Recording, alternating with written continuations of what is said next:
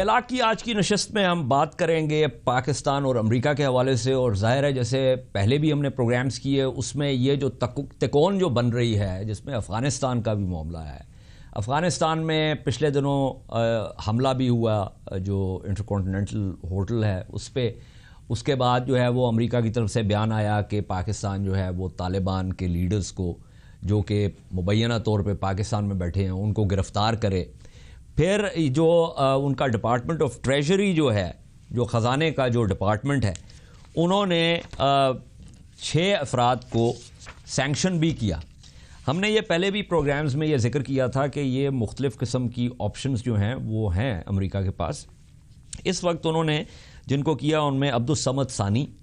عبدالقدیر باسر عبدالبصیر، حافظ محمد پوپل زئی، مولوی عنایت اللہ اور حقانی نیٹ ورک سے مبینہ طور پہ تعلق رکھنے والے فقیر محمد اور گلا خان حمیدی جو ہے، یہ وہ 6 لوگ ہیں جن کو specially designated global terrorist SDGTs. There's a tyranny of acronyms here. یہ ڈپارٹمنٹ آف ٹریجری جو امریکہ کا ہے ان کی طرف سے یہ ان کو ڈکلیئر کیا گیا as specially designated global terrorist. پچھلے جمعے کو ایک سیکورٹی کاؤنسل میں ایک جھڑپ بھی ہوئی جس میں ہماری جو مستقل مندوب ہیں ملیحہ لودھی صاحبہ ان کی اور جو US deputy secretary of state John Sullivan ہے. جان سلیون نے بات کی کہ پاکستان جو ہے وہ دہشت گرد تنظیموں کو پناہ نہ دے. اس کے اوپر ملیحہ لودھی صاحبہ نے فرمایا کہ challenges inside Afghanistan they are, مطلب امریکہ کو وہ چیلنجز جو ہے ان کو دیکھنا چاہیے جو افغانستان کے اندر ہیں، rather than shift the onus for ending the conflict onto others. Meaning کہ ہمارے پہ جو آپ یہ بوجھ ڈال رہے ہیں، ملبہ ڈال رہے ہیں، اس کی بجائے ذرا تھوڑا سا اندر بھی دیکھ لیں کہ کیا. یہ میرے سامنے ایک مضمون پڑا ہوا ہے جس کا تعلق ہے کہ mafia politics threaten Afghan security as much as insurgency does. اور اس کے اندر بات ہو رہی ہے جو ایک dangerous ongoing showdown between the Kabul government and Atta Mohammad Noor the warlord turned governor of Balkh province. اس میں یہ کہا جا رہا ہے کہ اس کا تعلق بنیادی طور پہ پیسے اور جو ہے وہ پاور کے ساتھ ہے. اور مضمون نگار کا کہنا یہ ہے کہ بائی اینی میجر افغانستان's stability hangs as much on the toxic internal power struggle among the country's many strongmen as it does on the externally enabled insurgency. اسی طرح پچھلے دنوں لورل ملر نے جو اس وقت رینڈ میں ہیں اور acting special representative for Afghanistan and Pakistan بھی رہ چکی ہیں ایٹ دا اسٹیٹ ڈپارٹمنٹ، ان کا بھی مضمون تھا the United States and Pakistan best frenemies forever. اور اس کے اندر انہوں نے ایک بہت دلچسپ بات کی اور وہ یہ کہ Pakistan is not behaving as it does vis-a-vis the Taliban because that behavior pits it against the United States, but rather despite that effect. Consequently, Pakistan should be seen as having already weighed the risks to its relationship with the United States and found them more tolerable than the costs of definitively taking sides in what it views as a civil war in Afghanistan in a fragmented society in which the Taliban represents one of the main fragments and one that is a bulwark against Indian influence in Afghanistan. تو یہ مختلف قسم کی جو ہے وہ بات. پھر یہ پچھلے دنوں جو ڈرون حملہ ہوا اور اس کے اوپر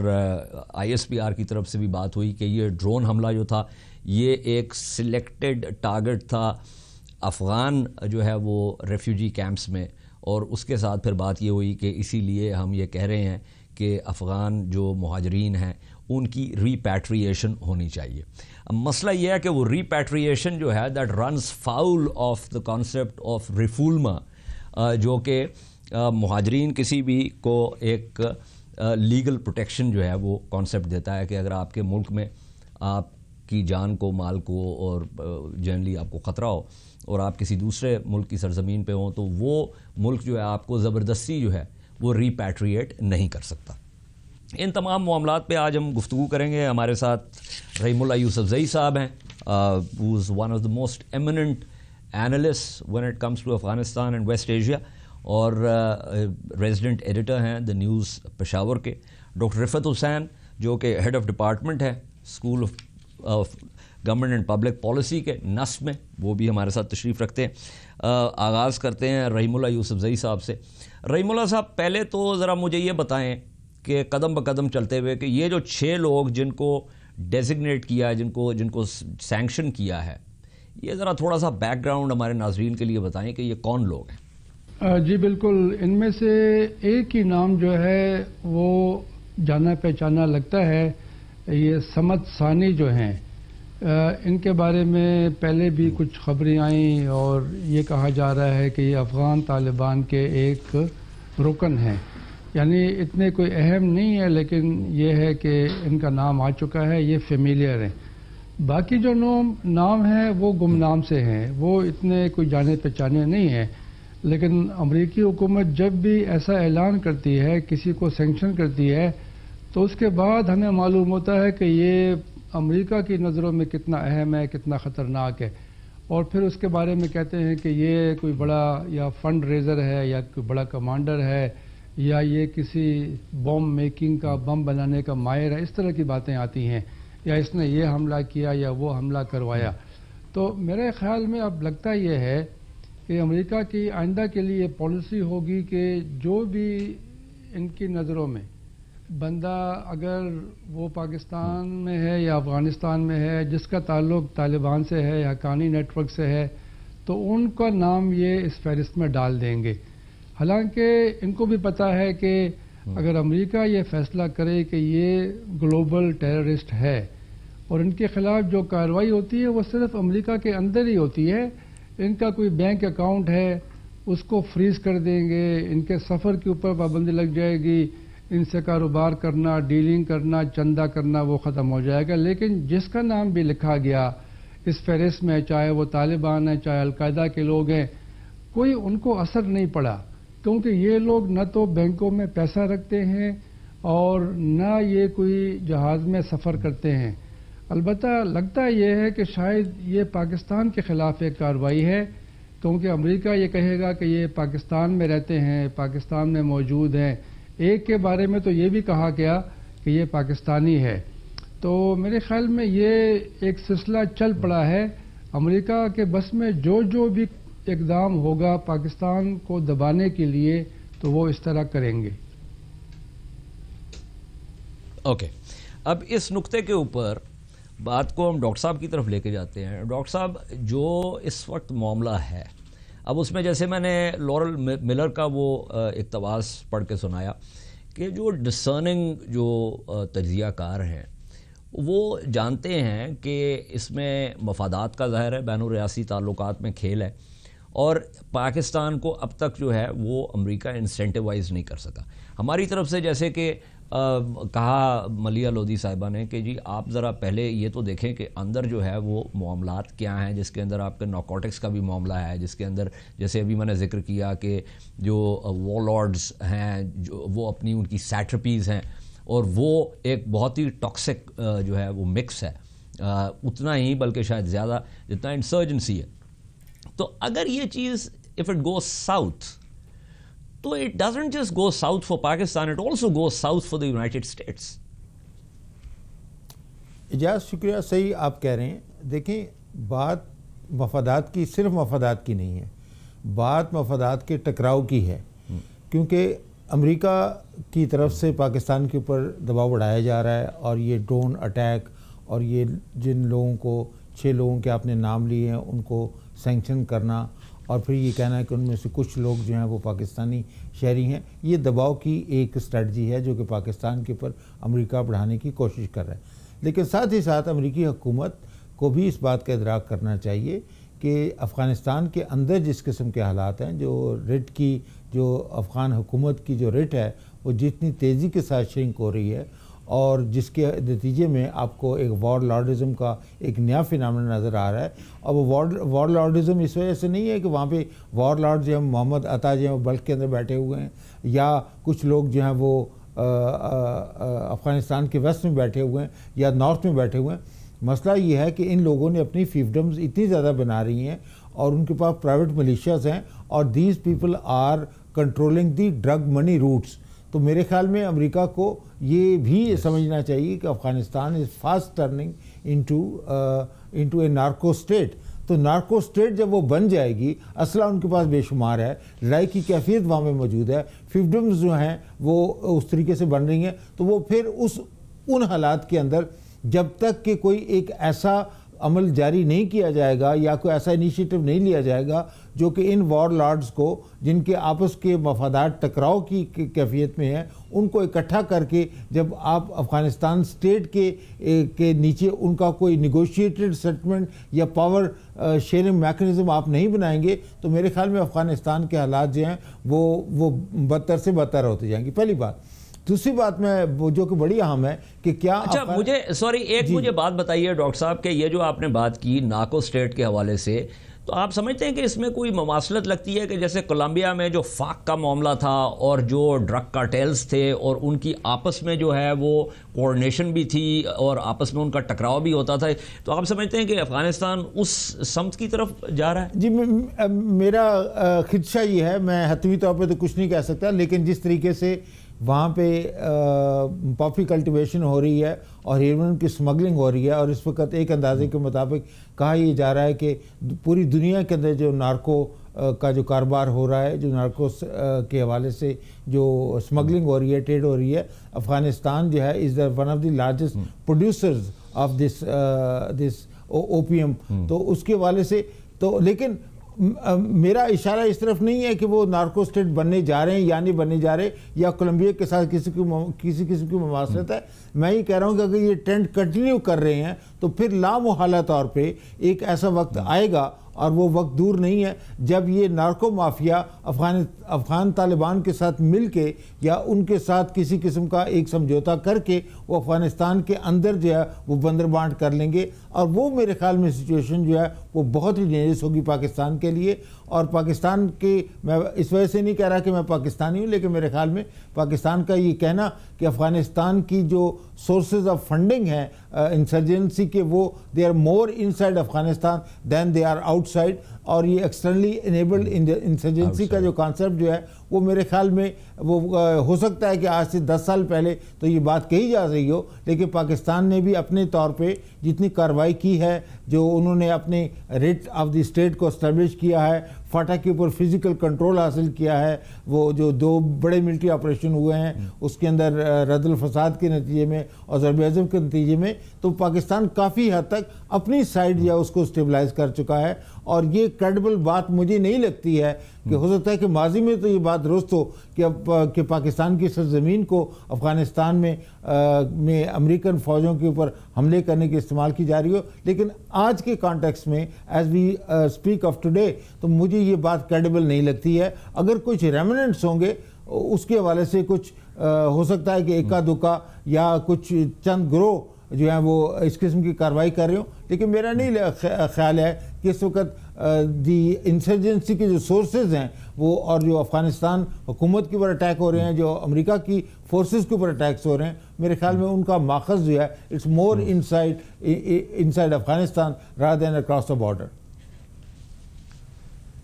اوکے, میں نے ایک وقفہ لینا ہے. یہ بہت اہم بات کر رہے تھے ڈاکٹر صاحب, اس میں یہ جو چیز ہے کہ اس کے بارے میں بھی باتیں آ چکی ہیں. یہ بروس رائڈل صاحب جو کہ عام طور پہ پاکستان کے خلاف لکھتے ہیں, بروکنگز انسٹیٹیوشن میں بیٹھے ہوئے ہیں, از اے فارمر CIA اینالسٹ. انہوں نے پچھلے دنوں ایک مضمون لکھا اور اس مضمون میں بھی انہوں نے یہ بات کی, اس میں سعودی عرب کا بھی ذکر تھا, اس کے اندر جو ہے وہ ایمریٹس کا بھی ذکر تھا کہ جہاں سے فنڈنگ جو ہے وہ طالبان کے لیے آتی ہے, اور اس کے علاوہ جو ایلیٹ ہے کابل کی ان کے بھی اور طالبان کی بھی جو ہے وہ پراپرٹیز ان ملکوں میں موجود ہیں. اس کے بھی حوالے سے بات کرتے ہیں آفٹر دس بریک.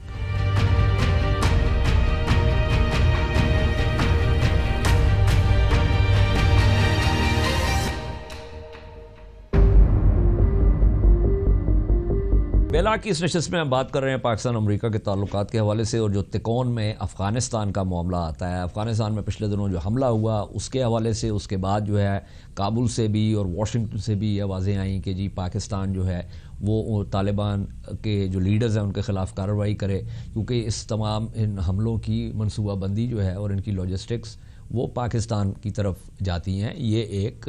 الزام جو ہے وہ تواتر سے لگایا جا رہا ہے۔ اس حوالے سے پاکستان نے اور پاکستان کی اور افغانستان کی بات چیت بھی ہوئی ہے ایٹ دا ہائیسٹ لیول، دونوں سائڈ سے کچھ کمٹمنٹس بھی ہوئی ہیں، ہم نے کوآرڈینیٹس بھی دیے ہیں ان تمام لوگوں کے، پاکستانیوں کے، دہشت گرد گروپس کے جو کہ افغانستان کی سرزمین پہ موجود ہیں، لیکن بات جو ہے وہ کچھ آگے بڑھتی ہوئی دکھائی نہیں دیتی، اور کابل کی اپنی حکومت کی جو گرفت ہے افغانستان کی سرزمین پہ وہ روز بروز جو ہے وہ کمزور پڑتی جا رہی ہے۔ اور جو انہوں نے انٹرویو دیا 60 منٹس کو اپنا اشرف غنی صاحب نے، اس کے اندر تو انہوں نے یہاں تک کہہ دیا کہ اگر ہاتھ کھینچ لے امریکہ تو 6 مہینے کے اندر افغان نیشنل سیکورٹی فورسز جو ہیں وہ بھی تتر بتر ہو جائیں گی اور شکست ہو جائے گی ان کو، اور یہ جو اس وقت جو نظام ترتیب دیا گیا ہے یہ بھی اکھڑ جائے گا۔ اس میں رحیم اللہ یوسف زئی صاحب مجھے یہ بتائیے، جو ریفیوجی ریپیٹریشن کے حوالے سے بات ہو رہی تھی، ہم جب دسمبر میں کابل گئے ہوئے تھے تو ہماری ملاقات ہوئی تھی ان کے جو منسٹر ہیں جو ریفیوجیز کے ساتھ ڈیل کرتے ہیں،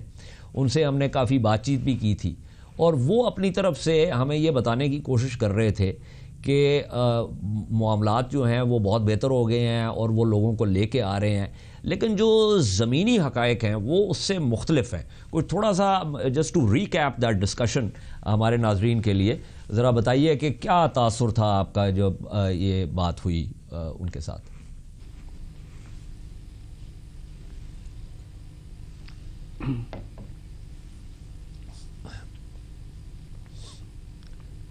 جی بالکل، جو ان کے وزیر ہیں مہاجرین کے اور ان کی آبادکاری کے، سید حسین عالم بلخی، جن کا تعلق جو ہے وہ شمالی افغانستان سے ہے، انہوں نے پہلے تو پاکستان کی بڑی تعریف کی، خاص طور پہ جو ہمارے سیفرون کے وزیر ہیں جنرل ریٹائرڈ عبدالقادر بلوچ، اور کہا کہ پاکستان نے بہت تعاون کیا ہے، جو ہمارے افغان مہاجرین پاکستان میں رجسٹرڈ نہیں تھے ان کی رجسٹریشن ہو رہی ہے، اور جو رجسٹر ہیں ان کو نکالنے کا عمل جو ہے رک گیا ہے، تو کافی وہ مطمئن تھے۔ ابھی جو پاکستان نے پھر ایک حالیہ فیصلہ کیا کہ افغان مہاجرین کو جو رجسٹرڈ ہیں 1 مہینے میں واپس جانا چاہیے، جو مدت 31 جنوری کو ختم ہو جائے گی، پھر انہوں نے کافی ایک سخت بیان دیا ہے اور کہہ رہے ہیں بلخی صاحب کہ پاکستان نے جو معاہدہ کیا تھا، جو وعدے کیے تھے، اس کو پورا نہیں کیا۔ تو یہ ایسا کئی بار ہو چکا ہے، یعنی پاکستان سے ناراضگی کا اظہار کرتے ہیں، کبھی کبھار پاکستان کی تعریفیں کرتے ہیں، اپنا کام نکلواتے ہیں، اور پاکستان کی جو رائے ہے، جو اس کی مشکلات ہیں، اس کا ذکر نہیں کرتے۔ آپ دیکھیں کہ اشرف غنی نے ایک بار کہا تھا 2015-16 میں کہ پاکستان افغان مہاجرین کو اس لیے نکال رہا ہے تاکہ میری حکومت کے اوپر بوجھ آ جائے اور میری حکومت گر جائے، یعنی ایسے ایسے الزامات لگاتے ہیں جس کے اوپر آپ کو بڑی حیرانی ہوتی ہے۔ آپ دیکھیں ایک اور جو بات میں کرنا چاہ رہا ہوں وہ یہ کہ اشرف غنی بار بار کہتے ہیں کہ افغانستان میں 20 یا 21 مسلح گروہ ہیں جن کے بین الاقوامی رابطے ہیں، اور وہ اس لیے بار بار کہتے ہیں کہ ان کو غیر ملکی امداد چاہیے۔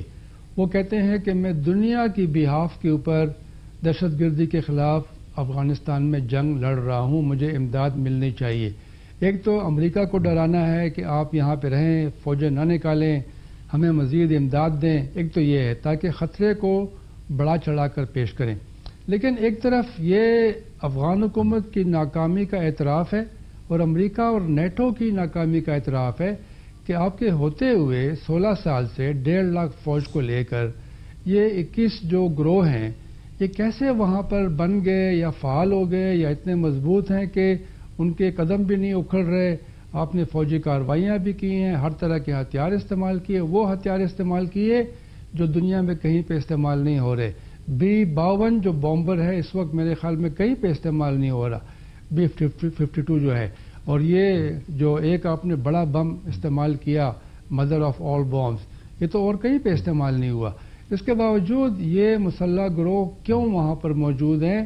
اور یہ خاص طور پہ داعش کا جو نام آتا ہے، اور حامد کرزئی اور کئی ان کے ممبر آف پارلیمنٹ کہہ چکے ہیں کہ امریکہ ان کو سپورٹ کر رہا ہے. بالکل، اور گیلانی صاحب نے بھی ہمیں یہ بات کی تھی. اس کے ذریعے ان کو اور ان کا اسلحہ پہنچایا جاتا ہے مختلف علاقوں میں. تو میرے خیال میں اس کو بھی دیکھنا چاہیے. جو بار بار امریکی کہتے ہیں نا کہ پاکستان، ہاں بالکل، تو کہتے ہیں نا کہ پاکستان میں یہ لوگ ہیں. پاکستان میں کتنے لوگ ہوں گے اگر ان کے رہنما یہاں پر ہیں؟ کتنے لوگ ہوں گے؟ لیکن یہ جو لوگ جنگ کر رہے ہیں جو اچھا، اس میں مجھے رحیم اللہ صاحب ایک اور چیز بھی آپ بتائیے، ایک بڑا ایک اور چیز بھی بتائیے مجھے. پرانی جو انٹیریئر منسٹری کی عمارت ہے اس کے باہر 40 لوگ تقریباً اب تک اس کے باہر. ہاں، مجھے ایک اور چیز بھی بتائیے کہ ہم میڈیا ہاؤسز میں بھی گئے، اور ایک وہ بہت بڑے میڈیا ہاؤس میں جس کی 5 منزلہ جو ہے وہ بلڈنگ تھی اور جس کی اپنی سیکیورٹی تھی، اور جب ہم نے وہاں پہ بات کی تو ہمیں پتہ چلا کہ یہ اس کی زیادہ تر جو ریونیو ہے ان میڈیا ہاؤسز کا یہ ڈونرز کی طرف سے آتا ہے. تو ایک تاثر یہ بھی تھا، کم از کم میرا، اور مجھے معلوم ہے کہ ہمارا جنرلی بھی ایک یہ تاثر تھا کہ جو اس وقت ایلیٹ ہے، جس قسم کا پیسہ باہر سے آ رہا ہے، اس کو مد نظر رکھتے ہوئے یہ ان کے مفاد میں ہے کہ یہ معاملہ اسی طریقے سے چلتا رہے.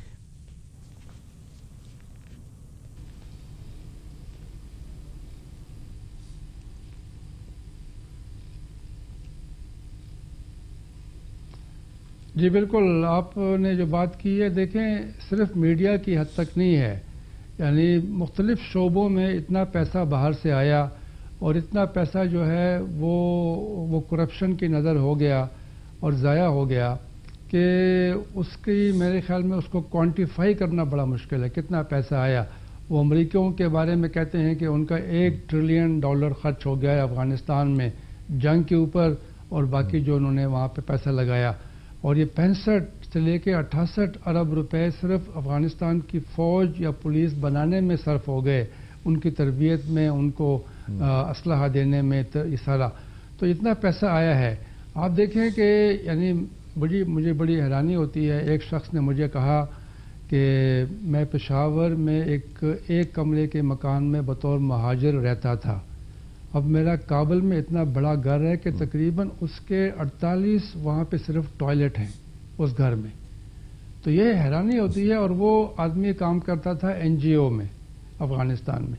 کسی NGO میں. تو اس طرح کی آپ کو قصے کہانی بے شمار ملیں گے، قدم قدم پہ آپ کو یہ قصے اس طرح کے. اور لوگوں کے پاس جو پیسہ ہے، جو پراپرٹیز ہیں UAE میں مختلف جگہوں پہ، یہ جو بالکل صحیح کہہ رہے ہیں آپ. انفیکٹ میں نے ایک وقفہ لینا رحیم اللہ صاحب، لیکن اس کے اندر یہ بہت اہم جو آپ بات کر رہے ہیں،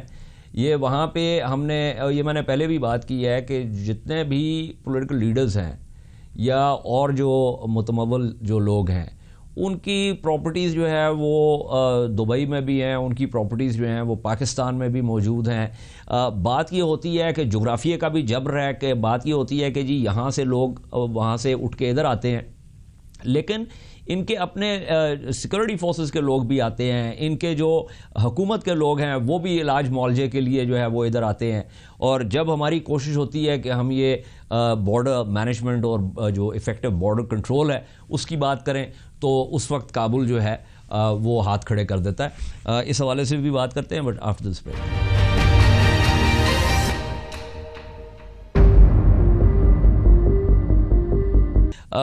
ڈاکٹر حسین سر، یہ جو بات ہو رہی تھی کہ ایک تو کابل کی جو ایلیٹ ہے 2002 کے بعد سے جس طریقے سے وہ اس کی ایک اٹھان ہوئی ہے، یہ جو سسٹم ہے، اس سسٹم کے ساتھ ان کے مفادات وابستہ ہیں. اس حوالے سے کرپشن کی بے شمار جو ہے وہ باتیں ہوتی ہیں. ایون امریکن جو اپنے جو سگار وغیرہ اور دوسرے ان کے NGOز اور دوسری رپورٹس جو آتی رہی ہیں، وہ بڑے کھل کے اس کا ذکر کیا. لوگوں نے بہت سا مال بنایا ہے. اور ہم بھی جب کابل گئے تھے، ابھی بھی، اس سے پہلے بھی، تو تاثر یہی ہے کہ یہ ایلیٹ جو ہے اس کے مفادات جو ہے وہ اس نظام کے ساتھ جڑے ہوئے ہیں. اب اگر آپ نے اس نظام کو آگے بڑھانا ہے، اگر آپ نے طالبان کو کسی طریقے سے اس کے بیچ میں لے کے آنا ہے، تو یہ نہیں ہو سکتا کہ آپ اپنی تمام تر کمزوریوں کے باوجود یہ فیصلہ کر لیں کہ یہ جو احرام ہے اس کی جو ٹاپ پوائنٹ جو ہے, ایپیکس جو ہے, اس پہ آپ بیٹھے رہیں گے اور باقی سب آپ کے نیچے ہوں گے. واٹ ڈو یو سے اباؤٹ دیٹ؟ میرے خیال میں بہت سارے لوگوں نے کہا ہے کہ اگر افغانستان کے اندر اگر کوئی پریکٹیکل سولوشن پیس لانے کا ہے تو اس کی وجہ سے ایک نیا سوشل کانٹیکٹ لکھنا پڑے گا. یعنی جو گروپ جو ہیں وہ over a period of time, جس کے اندر طالبان انسرجنسی کا ایک بہت بڑا حصہ ہے, جو کہ مارجنلائز ہو چکے ہیں, ان کو آپ کو ریاست کے ساتھ جو ایک کانٹیکٹ نیا جب بنے گا تو اس کے اندر ان کو لے کے آنا پڑے گا اور ان کو پاور شیئرنگ بھی کا حصہ بھی دینا پڑے گا. اور آپ کو یہ ویلتھ جو کہ اس کا کنسنٹریشن جو ہے از ان فیو فیملیز اور ان فیو ہینڈز یا ان فیو بزنس ہاؤسز, وہ جب ان کے کنسنٹریشن کا جو ہے وہ دائرہ کار بڑھا کے آپ کو ان لوگوں کو سٹیک ہولڈر بنانا پڑے گا. اس کے بغیر وہ کرنا بھی بذات خود بہت مشکل ہے. لیکن بہت سارے لوگوں کا خیال یہ ہے کہ اگر ایک نیا سوشل کانٹیکٹ افغانستان کی ریاست اور سوسائٹی کے درمیان جو لوگ اس وقت کمپیٹنگ پاور سینٹر کے اندر لوگ بٹے ہوئے ہیں, ان کے درمیان ایک نیا کانٹیکٹ جب تک نہیں ہوگا اس وقت تک یہ سچویشن جو ہے اس کو سنبھالا نہیں دے سکتا. تو میں آپ کی بات سے اچھا, ایک جو آپ نے نئے کانٹریکٹ کی بات کی نا ڈاکٹر صاحب, یہ بہت اہم ہے. اب اس کے اندر یہ میرے سامنے ایک اور مضمون پڑا ہوا ہے جس میں یہ کہا جا رہا ہے, today the Afghan warlords, former jihadi leaders and regional strongmen who emerged from the ashes of the Taliban regime as the 9/11 profiteers broadly constitute the country's influential political elites. These elites have effectively criminalized the Afghan politics, with many involved in illicit activities including narcotics, smuggling, extortion, illegal mining, kidnapping, torture, and arbitrary detention. Many of the strongmen control their own armed militias and are complicit in serious human rights violations. آپ کو یاد ہوگا ایک وہ کارزائی صاحب کے زمانے میں جو ہے وہ بنا تھا کہ ہیومن رائٹس وائلیشنز کے حوالے سے رپورٹ, وہ رپورٹ جو تھی وہ منظر عام پہ نہیں آ سکی, اس کے جو کچھ اقتباسات آئے, کیونکہ اس کے اندر وہی لوگ انوالوڈ تھے اور انہی کے نام تھے جو کہ کارزائی صاحب کے ساتھ حکومت میں بیٹھے ہوئے تھے. صحیح کہہ رہے ہیں جی, یہ بالکل آپ بات ہی صحیح کہہ رہے ہیں. میرے خیال میں جن لوگوں کو افغانستان کے مستقبل کے بارے میں جو ان کو فکر لاحق ہے وہ یہ ہے کہ جب تک یہ ایک تو طریقہ یہ ہے کہ یہ ریاست کے جو اس وقت کا جو منظر نامہ ہے اس کے تحت ریاست کا جو ہے وہ کی ریٹ شرنک ہوتی جائے, اور پھر ان گروپوں کے درمیان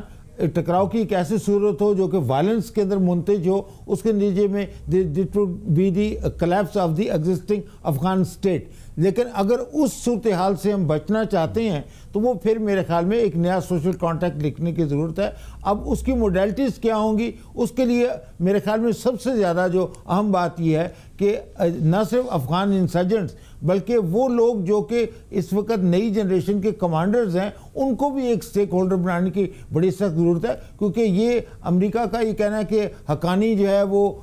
گروپ کو اگر ہم ڈیفیٹ دے دیں یا پاکستان کو اس بات پہ آمادہ کر دیں کہ ان کو وہاں سے اپنی علاقے سے ان کو نکال دے, یہ میرے خیال میں یہ اولڈ تھنکنگ ہے. نیو تھنکنگ یہ کہہ رہی ہے کہ یہ جو نئے پاور ہولڈرز جو ہیں, جو سٹیک ہولڈرز وہاں پہ امرج کر رہے ہیں, ان کو جب تک ملایا نہ جائے گا, ان کو بٹھایا نہیں جائے گا, تو وہ کیا مسئلہ یہ ہے کہ کیا کابل یہ کہ کوئی ایسا انیشیٹو پیس اینڈ ریکنسیلیشن کے تحت لے سکتا ہے جس کے تحت وہ تمام گروپ جو ہیں وہ اکٹھے ہو جائیں. بیکاز آفٹر آل اگر افغانستان اسٹیٹ جو ہے ایک نئے راؤنڈ آف وائلنس کا شکار ہو جاتی ہے تو میرے خیال میں ایوری باڈی وڈ لوز. تو میں یہ I am appealing to the western interest کہ ان لوگوں کے نزدیک یہ اس قسم کی صورتحال بڑی بھیانک ہوگی, اور وہ because of that they will be might be willing to come to the negotiating table. لیکن اس کے اندر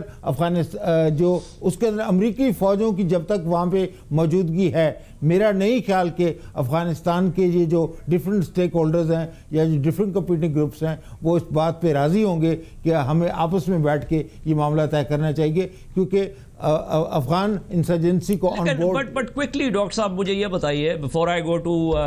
رحیم اللہ صاحب, as a student and teacher of defence and security and strategy, آپ مجھے کوئی ایسی مثال دے سکتے ہیں انسرجنسی کی کہ جہاں پہ جو انسرجنٹس ہیں ان کے اوپر دباؤ جو ہے وہ نہ ہو اور وہ علاقہ جو ہے وہ بھی لیتے جائیں اور اس کے بعد یہ توقع کی جائے کہ وہ انسرجنسی جو ہے وہ ختم ہو جائے گی اور وہ مین دھارے میں شامل ہو جائیں گے. Is there any such example? میرے خیال میں unfortunately I cannot recall any such example. کم از کم ابھی تک میرے ذہن میں نہیں آ رہی ہے. لیکن یہ بات موجود ہے کہ یہ بات تو مسلمہ ہے کہ انسرجنٹس اور اسٹیٹ کے درمیان جو فاصلہ ہے اس کو کم کرنے کی صرف وہ صرف اسی صورت میں ہو سکتا ہے جبکہ انٹرنل پروسیس جو ہے ریکنسیلیشن کا جب تک وہ ہے وہ کسی صورت میں وہ وجود میں نہ آئے. اوکے رحیم اللہ صاحب، پروگرام کا وقت بھی ختم ہو رہا ہے. مجھے ذرا بتائیے اگلے 2-1 منٹ میں کہ یہ جو اس وقت جس طریقے سے معاملہ آگے چل رہا ہے، 6 لوگوں کو ڈیزگنیٹ کیا ہے، اب یہ ڈرون اٹیک بھی ہوا ہے، اس کا مطلب یہ ہوا کہ یہ ڈرون اٹیکس جو ہیں یہ ریچٹ اپ ہوں گے. اگر یہ ریچٹ اپ ہوں گے تو پھر اس میں ہمارا رسپانس کیا ہوگا؟ اگر ہمارا رسپانس جو ہے وہ ٹکراؤ کی طرف جاتا ہے تو پھر معاملات جو ہے وہ کیسے آگے بڑھیں گے؟ تو ایک ذرا مجھے آپ تھوڑا سا اگلے چند مہینوں میں صورتحال کس طرف جائے گی اس کا ذرا تجزیہ دیجیے. جی بالکل، میرے خیال میں مزید لوگوں کے نام شامل کیے جائیں گے سینکشنز لسٹ میں، اور یہ ابھی یو این سیکیورٹی کونسل کی سینکشنز کمیٹی پاکستان آئی ہے، یہ بھی اپنی رپورٹ دیں گے. شاید یہ بھی پاکستان کی کچھ کمزوریوں کی نشاندہی کریں گے اور پھر پاکستان کے اوپر مزید دباؤ بڑھایا جائے گا. یہ ڈرون حملے جو ہیں یہ مزید ہوں گے، لیکن مسئلہ امریکیوں کے لیے یہ ہے کہ ان کو کوئی اہم ٹارگٹ نہیں مل رہا. اب جن لوگوں کو مار رہے ہیں وہ گمنام سے لوگ ہیں، فٹ سولجرز ہیں، لیکن پاکستان کو چاہیے کہ وہ ایک پبلکلی ریڈ لائنز ڈکلیئر کر دے کہ یہ ریڈ لائنز ہیں. اس سے اگر آگے امریکہ نے ایڈوانس کیا بڑھے تو پھر ہم کوئی کارروائی کریں گے. یعنی اس طرح کی بات ہونی چاہیے تاکہ امریکہ کو معلوم ہو جائے کہ پاکستان جو ہے اس معاملے میں بڑا سنجیدہ ہے.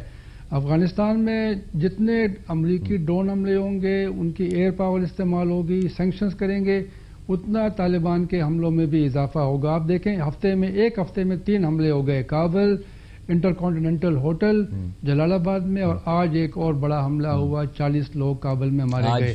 اور اس لیے میں کہہ رہا ہوں کہ یہ صرف ہم کابل کا ذکر کر رہے ہیں، جلال آباد کا، باقی جو حملے روزانہ ہو رہے ہیں اس کا تو ذکر ہوتا نہیں ہے. تو یہ جنگ میں اضافہ ہوگا. حالانکہ یہ سردیوں کا موسم ہے،